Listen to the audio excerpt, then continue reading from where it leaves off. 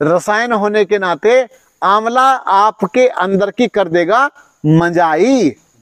अब ऐसी स्थिति आ गई कि बिना त्रिफला खाए पेट साफ नहीं होता। आप कभी अमरूद का फ्लेवर ले सकते हैं, तो अलग अलग फ्लेवर का, अलग अलग तरीके का आप जल पी सकते हैं।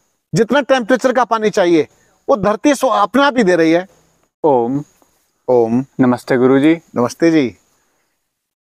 गुरुजी, आज हम फिर से कुछ प्रश्न लेकर आए हैं दर्शकों की ओर से, और अच्छा। यह बहुत ही महत्वपूर्ण प्रश्न है उन लोगों के लिए, और ख़ासकर उन लोगों के लिए जिनको कब्ज होने की समस्या फिर से बन सकती है, या कभी उन्होंने कब्ज से वो ग्रसित रहे हो, या जिनको कब्ज है वो भी इसका बहुत ही लाभान्वित हो सकते हैं इनसे जी। तो जी मैं पूछना चाहूँगा कि हम किन किन स्थितियों में हमें जल पीना चाहिए जो कि कब्ज के लिए लाभान्वित हो सके। अच्छा, जी। ऐसा है, जल कहते हैं जीवन है, जी। लेकिन हम अधिकांश जो कार्य कर रहे हैं वो पुस्तकों में पढ़ पढ़ के कर रहे हैं या YouTube में देख देख करके काम कर रहे हैं। लेकिन मुझे ऐसा लगता है कि जो हेल्थ का या स्वास्थ्य का विषय है ये बड़ा गंभीर विषय है। इसमें आप थोड़े भी चूकते हैं तो कोई ना कोई नई बीमारी, नई समस्या अपने गले बांध लेते हैं। जहां तक कब्ज में जल पीने की बात आती है, पहली बात तो मैं ये कहूँगा, आजकल एक चला हुआ है, ट्रेंड चला हुआ है कि गर्म पानी पीना चाहिए। तो कई लोग अपनी बोतलों में भी आजकल गर्म पानी लेके चल रहे हैं। जगह जगह आप देखेंगे कि वो गर्म पानी निकलता है उनकी बोतल से। कई लोग ठंडा पानी लेके चलते हैं। दोनों ही बातें हैं। किसी की बोतल में सामान्य पानी भरा होता है। अब जो ये गर्म पानी पीने की परंपरा है या प्रथा है, मैंने एक सज्जन से ये बात रखी कि जी आप गर्म पानी पीते हैं? बोले मैं तो बहुत गर्म पानी पीता हूं, पर मैं देखता हूं कि वो किसी ना किसी समस्या से परेशान रहते हैं। कभी हार्ट की समस्या बन रही है। अब जब गर्म पानी पीने से ब्लॉकेज खुलते हैं तो हार्ट की समस्या क्यों बनी? तो इसका अर्थ यह है कि केवल गर्म पानी पीने से आपके हार्ट के ब्लॉकेज खुलेंगे या आपकी आंतें साफ हो जाएंगी? इस पर जरा विचार करते हैं, चिंतन करते हैं। देखो, इस पूरे भूमंडल पर जितने भी मनुष्य हैं उन सभी के पैरामीटर्स वहां के क्लाइमेट के अनुसार, वहां के वातावरण के अनुसार भिन्न भिन्न प्रकार के मिलेंगे। गर्मी में रहने वाला, सर्दी में रहने वाला। अब यहां पर एक बात और सोचनी है जी कि प्रकृति को हम माँ कहते हैं। हाँ जी। तो माँ कहते हैं तो माता निर्माता भवती। तो माता तो निर्माण स्वतः कर रही है, वो हमारा स्वतः ध्यान रखे हुए है, लेकिन हम अड़ंगे लगा रहे हैं अपनी ओर से। क्यों? बुद्धिमान बन गए हम ज्यादा पढ़े लिख करके। तो अड़ंगे क्या लगा रहे हैं? जब सर्दियां आती हैं तो सर्दियों में धरती के अंदर से स्वतः ही गुनगुना पानी निकलता है। गुनगुना पानी निकलता है। हाँ जी। तो ये जो गुनगुना पानी है, वातावरण को देखते हुए ये पीने योग्य है। जी। आप इसके टेम्परेचर को मत बदलिए। आप स्नान भी इसी से कीजिए और आप पीजिए भी इसको। अगर आप इसको पिएंगे तो ये आपको ठंड से भी बचाएगा, आपके पाचन तंत्र को भी ठीक रखेगा, आपकी आंतों को जितना गर्म पानी जाना चाहिए वो भी प्राप्त हो जाएगा। जब गर्मियां आती हैं तो गर्मियों में आप देखते हैं कि धरती के अंदर से स्वतः ही ठंडा पानी निकल के आता है जमीन के अंदर से। हाँ जी। तो ये जो ठंडा पानी है, तो जितना बॉडी को चाहिए, जितना टेम्परेचर का पानी चाहिए, वो धरती अपने आप ही दे रही है। अब हमने क्या कर दिया? बुद्धिमानी दिखाई। उधर तो वो पानी अलग से गर्म कर दिया, इधर आपने एक्स्ट्रा ठंडा कर दिया फ्रिज में रख करके। ये आपने पाप किया। अब शरीर पर अनावश्यक गर्म, अनावश्यक ठंडा, ये दोनों ही चोट मारेंगे।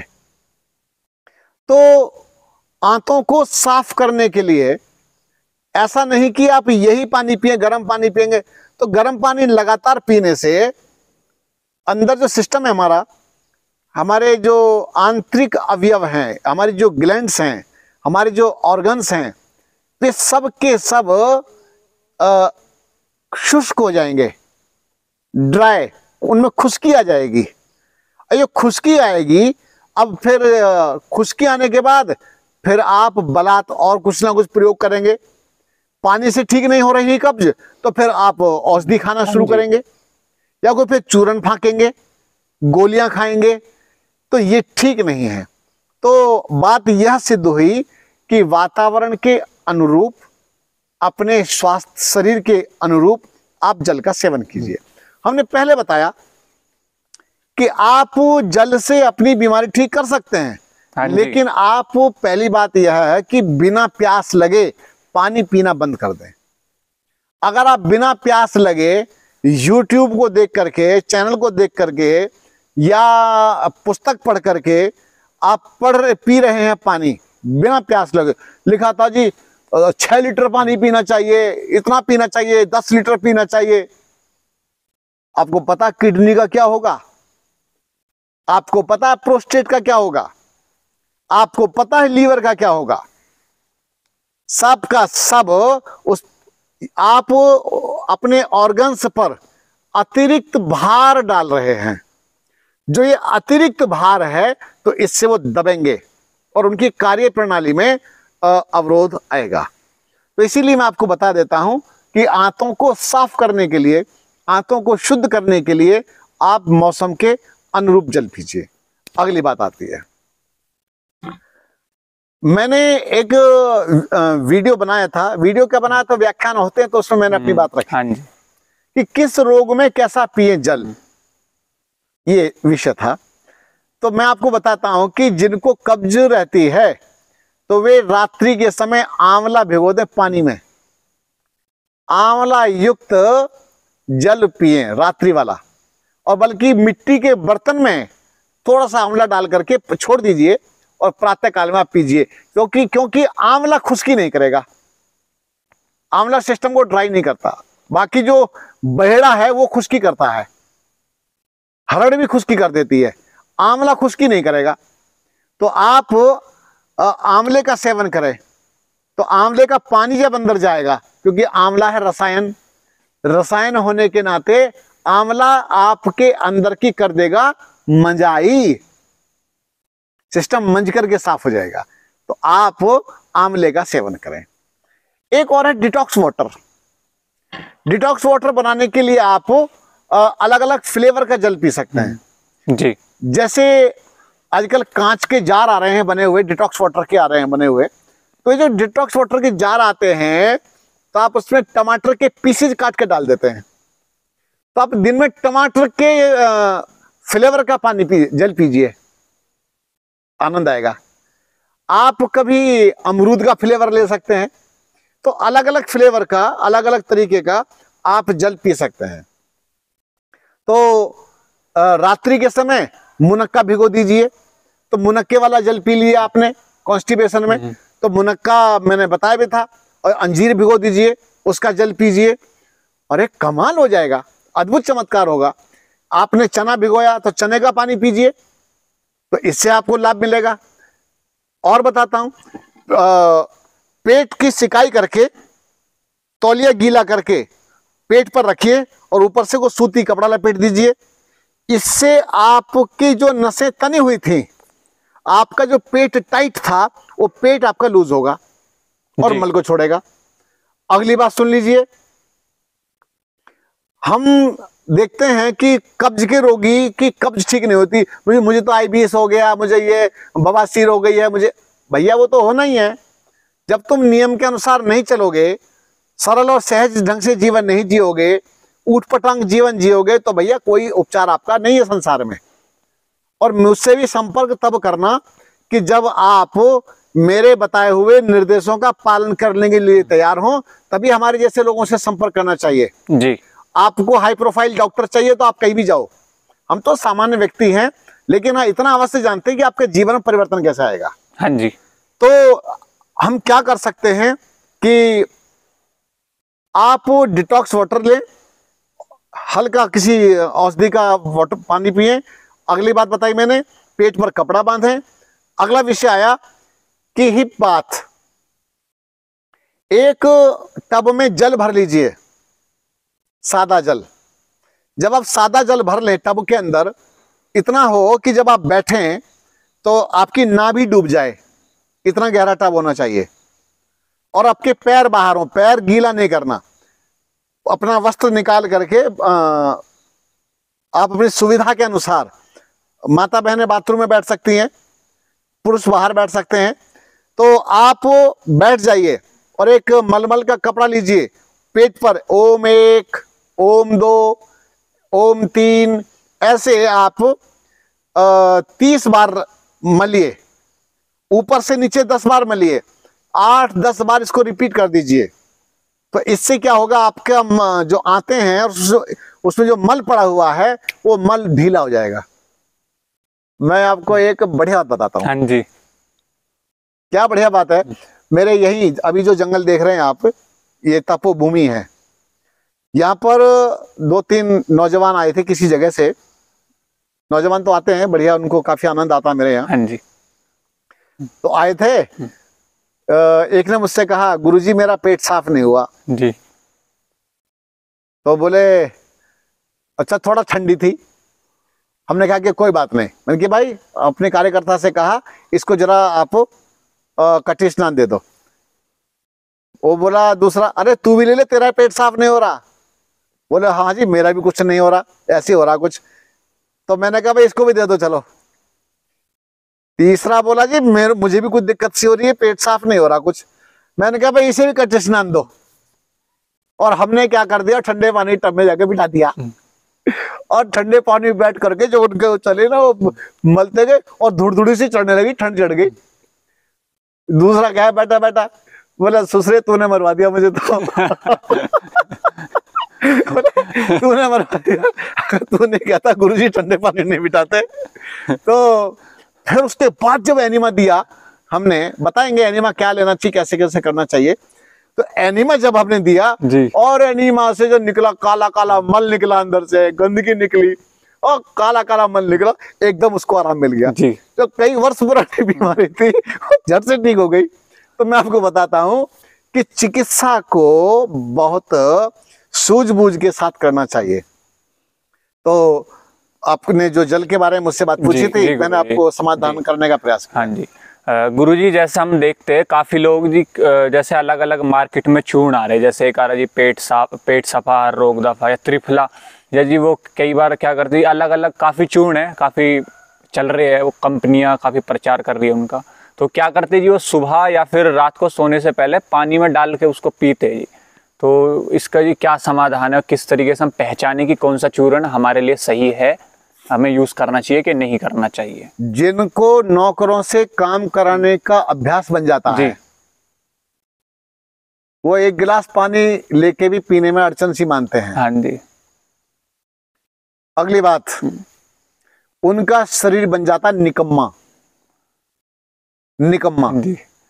एक बार पेट साफ नहीं हुआ, आप गए वैद्य जी के पास जी, और वैद्य जी ने क्या किया, तुम्हें दे दी त्रिफला की 3 पुड़िया और तुमने आ करके गुनगुने पानी से जो पुड़िया खाई है और सवेरे के समय तुम्हारा पेट थोड़ा साफ हो गया। अगले दिन तुमने फिर खाई, 3 दिन खाई तुमने। 3 दिन की पुड़िया का प्रभाव ये रहा कि आप 1 सप्ताह तक ठीक रहे। 1 सप्ताह के बाद आपने भुने हुए आलू या पकौड़ी या समोसा या कचौड़ी ऐसी चीजें खाई, फिर से डाल दिया और अरे भैया ये बताओ, आदमी संसार में रहता है तो कुछ खाएगा पिएगा तो सही। जी जी। ऐसा थोड़ी है कि सब उबला हुआ खाएंगे, या बिल्कुल ऐसा नहीं होता है। अच्छा। पकवान जो बनते हैं वो भी खाने के लिए बनते हैं, पर पचाने की क्षमता होनी चाहिए तुम में। क्षमता नहीं है, समस्या यहाँ आती है। हम तो पकौड़ी पचा जाएंगे, पचा लेंगे, ऐसा नहीं कि नहीं पचा सकते। तो उसने जो खाई, पकौड़ी वगैरह खाई या टिक्की वगैरह खाई, और वो टिक्की क्या थी वो सारा का सारा खा करके और फिर कब्ज हो गई, यार देखो मेरा पेट साफ नहीं हो रहा। उसने फिर क्या किया, दुकान से डब्बी उठा लाया त्रिफले की। अब और उसको त्रिफला का धीरे धीरे अभ्यास बन गया। अब ऐसी स्थिति आ गई कि बिना त्रिफला खाए पेट साफ नहीं होता जी। अब जब त्रिफला एक ऐसी स्थिति आई कि पेट साफ नहीं हो रहा, तो किसी ने कहा कि भैया हिंगवाष्टक चूर्ण खा ले। उसने बेचारे ने फिर हिंगवाष्टक खाया। हिंगवाष्टक ने भी अपनी जगह बना ली। हिंगवाष्टक क्या है भाई, मुझे मजे आ रहे हैं यहाँ तो ठीक है, तो वो भी पेट साफ करने में दिक्कत करने लगा, उससे भी नहीं हो रहा जी। किसी ने कहा लवण भास्कर खा ले। उसने सोचा भाई नमक से बना होगा लवण भास्कर, तो चलो इसे भी खा के देख लें। मर्ज बढ़ता गया ज्यों ज्यों दवा की, रोग बढ़ते चले जाते हैं जितनी आप दवाई खाते चले जाते हैं। क्यों? आंतों में जो पाचक रस होता है, पाचक रस भी त्रिफला के चूर्ण के साथ में निकल के चला आता है, या कोई भी चूर्ण। आप एक काम कीजिए, हाथ गीला कीजिए, त्रिफला अपने हाथों पर लगा लीजिए जी। थोड़ी देर लगा रहने दीजिए, उसके बाद हाथ को धोइए। त्रिफला का अंश आपके हाथों पर लगा रह जाएगा और थोड़ी देर में आपकी जो स्किन की जो परत है ना वो अजीब सी हो जाएगी। करके देखो। तो ये क्या है, त्रिफला भी आंतों में खुश्की कर देता है और ये आपके लिए हार्मफुल है, हानिकारक है। अब एक जगह मैंने पढ़ा था, इस आप शहद के साथ खाइए, मलाई के साथ खाइए, मक्खन के साथ। मेरी बात सुनो, संयम की बात क्यों नहीं बताते? जब आप संयम की बात करेंगे तब जाकर के आपको किसी भी प्रकार के त्रिफला आदि चूर्ण नहीं खाने पड़ेंगे। तो आपको क्या करना पड़ेगा, त्रिफला आदि या किसी प्रकार के चूर्ण से आप परहेज करें, क्योंकि इससे आपका गुजारा नहीं होगा। और मेरा मानना यह है कि एक बार पूरे शरीर का शुद्धिकरण करना चाहिए प्राकृतिक चिकित्सा विधियों के द्वारा। जब आप प्राकृतिक चिकित्सा विधियों से अपने शरीर का शुद्धिकरण करते हैं तो एक बार जब गाड़ी पटरी पर आ जाती है तो फिर आप अपना खान पान सुरक्षित रखें। जब खान पान सुरक्षित रहेगा फिर आप सुरक्षित रहेंगे। तो इसी प्रकार से मेरे पास तो बड़े 20-20 साल पुराने, 25-25 साल पुरानी बीमारियों को लेकर के आते हैं, और आते हैं तो पता नहीं क्या जादू है, परमात्मा की बड़ी कृपा, आशीर्वाद समझो। एक एक सप्ताह के अंदर कई बड़ी बड़ी समस्याओं से मुक्त होकर के जाते हैं और लोग सीख करके भी जाते हैं कि जीवन भर स्वस्थ कैसे रहना है। तो इसी प्रकार से प्राकृतिक चिकित्सा विधियों को सीखो और अपने घर में भी करो और जैसा बताया जाता है निर्देशों का पालन भी करो। तो गुरुजी आपने बताया कि कब्ज के लिए प्राकृतिक चिकित्सा विधि जैसे जो शोधन क्रियाएं होती है वो काफी लाभदायक है। तो गुरुजी हम पूछना चाहेंगे कि उसमें कौन कौन सी शोधन क्रियाएं, मतलब कौन कौन सा प्राकृतिक उपचार हम कब्ज में कर सकते हैं? भाई कब्ज में प्राकृतिक उपचार के लिए तो मैं एक बात ही कहूंगा, केवल एक दो चीजों का सहारा लेने की अपेक्षा आहार पर भी नियंत्रण करना पड़ेगा और इसके साथ साथ पूरा शोधन करो। क्योंकि हम सोचते हैं कि केवल ये पेट का रोग है, मैं कहूंगा दिमाग का रोग है। मैं आपसे बता रहा हूं कि माइंड का रोग है। अब दूसरे सुनने वाले कहेंगे ले पागलपंथी की बात कर रहे हैं। ये पागलपंथी की बात इसलिए कह रहे हैं क्योंकि ये दुनिया जानती है पेट का रोग है, पर मैं ये कह रहा हूं तुम्हारा दिमाग खराब हो गया था इसलिए हो रहा है। क्यों? अब सुन लो इस बात को। क्योंकि माता गुस्से में भोजन बना रही थी, गुस्से में बना हुआ भोजन चित्त पर बुरा प्रभाव डालता है। गुस्से में भोजन कर रहे थे आप, चिड़े से बढ़ तो रहा था दिमाग में, ब्लड प्रेशर, खा रहे थे खाना, ठीक है, चिड़े स्वभाव से भोजन कर रहे थे, वो नहीं पचेगा। जी गुरुजी, वो नहीं पचेगा, पाचक रस नहीं बनेंगे और आपको वो कब्ज कर देगा। इसी प्रकार से आप धुंधली जिंदगी जी रहे हैं। जीवन कैसा? धुंधला। हम धुंधला जीवन जी रहे हैं। इस धुंधले जीवन में प्रकाश नहीं है जी। तो ये जो आप प्राकृतिक चिकित्सा विधियों की बात आप कर रहे हैं, पूछ रहे हैं मुझसे, तो मुझे लगता है कि एक बार शिविर में आना चाहिए और तब जाकर के उससे मुझे लगता है कि ज्यादा अच्छा समझ पाएंगे, सीख पाएंगे। फिर भी आप प्रातः काल में भ्रमण करें, वॉक करें, हल्की सी प्यास लगी है तो थोड़ा पानी जल पी करके वॉक करें, भ्रमण करेंगे और उसके बाद में फिर घर आके एक्सरसाइज वगैरह कर लें, कुछ शुद्धि क्रियाएं करें, जल नीति, रबर नीति, तेल नीति, कुंजर क्रिया, ये सब करें। मिट्टी की पट्टी, एनिमा, ये भी करते रहें। जब आप मेरे पास एक बार आ जाते हैं तो मेरे पास आने के बाद फिर सप्ताह में एक बार उन क्रियाओं को करते रहें। जब आप उन क्रियाओं को करते रहेंगे तो मुझे लगता है कि आप परमानेंट स्वास्थ्य का आपका बीमा बन गया। जितना आप प्रीमियम भर रहे हैं ना इसका, इंश्योरेंस का, हेल्थ बीमा, बीमारी नहीं होने वाले, सारे के सारे मजे वो इंश्योरेंस वाले लेते रहेंगे आपके पैसे का। आप भर रहे, मेरा तो 1 करोड़ का बीमा है भैया, जो तुम भर रहे हो ना सारा का सारा, वो तुम्हारे तो पता नहीं, तुम बीमार होगे भी, तुम्हारे हार्ट अटैक में होगा क्या नहीं होगा पता नहीं। लो मैं बता देता हूँ, मेरे नियमों के अनुसार चलो, सारा का सारा बीमा का पैसा बेकार जाएगा तुम्हारा। हाँ जी, किसी काम नहीं आने वाला। तो इसीलिए आप सही नियमों का पालन करें, प्राकृतिक चिकित्सा विधियों को विधिवत आकर के सीखें। और मेरा तो संकल्प है प्रत्येक व्यक्ति को, प्रत्येक देशवासी को, पूरे संसार के लोगों को इन क्रियाओं को सीख जाना चाहिए। और सीख जाएंगे तो फिर किसी दवाई की आवश्यकता नहीं पड़ेगी। जी गुरु जी। और गुरु जी कुछ और संदेश देना चाहेंगे आप अपने दर्शकों को? भाई मैं तो संदेश देता ही रहता हूँ, जितनी बातें बोल रहा हूँ ये सब संदेश ही होता है। और बस यही समझता हूँ कि जो घर घर बीमारियों ने डेरा जमा लिया है, लोग थोड़ा सा जीना सीखें, समस्याओं से मुक्ति पाएं, ठीक है। और अपने गलत खान पान से बचें, बिना भूख के भोजन ना करें, मादक द्रव्यों से बचें, परहेज करें, क्योंकि शराब आप पीते हैं लेकिन परिवार पूरा परेशान होता है। ऐसे गलत काम मत कीजिए और अपने जीवन को शांतिपूर्ण तरीके से जिए, बहुत आनंद आएगा। ये जीवन आनंद के लिए मिला है, रोग शोक बीमारियां ऐसा कुड़ कुड़ करके जीने के लिए नहीं मिला है। आ जाओ यार एक बार तुम हमारे पास जी, एक बार आ जाओ हमारे अगला शिविर कब होगा गुरु जी? अभी तो जस्ट तुरंत होने वाला है, 14 तारीख से है। अच्छा, अभी इसमें हम डाल देंगे, आप इसमें डेट डाल देना, डिस्क्रिप्शन में मिल जाएगा जी। डिस्क्रिप्शन में सभी लोगों को डिस्क्रिप्शन में मिल डाल देंगे जानकारियाँ। और बाकी फोन नंबर हमारे हर जगह रहते हैं। हाँ जी, फोन से बात करो। एक बात और है, मैं जब आप हमारे पास फोन करते हैं तो मैं स्वयं बात करता हूँ। मैं अपने किसी कार्यकर्ता को वो फोन नहीं सौंपता हूँ कि लो भैया जरा बात करो। लेकिन हाँ, कहीं व्यवस्था होती है कि मुझे परेशानी है, किसी में कार्यक्रम में हूँ, तब हमारा कार्यकर्ता आपको बता देगा कि भाई गुरुजी से आप उतने समय बात कर लेना।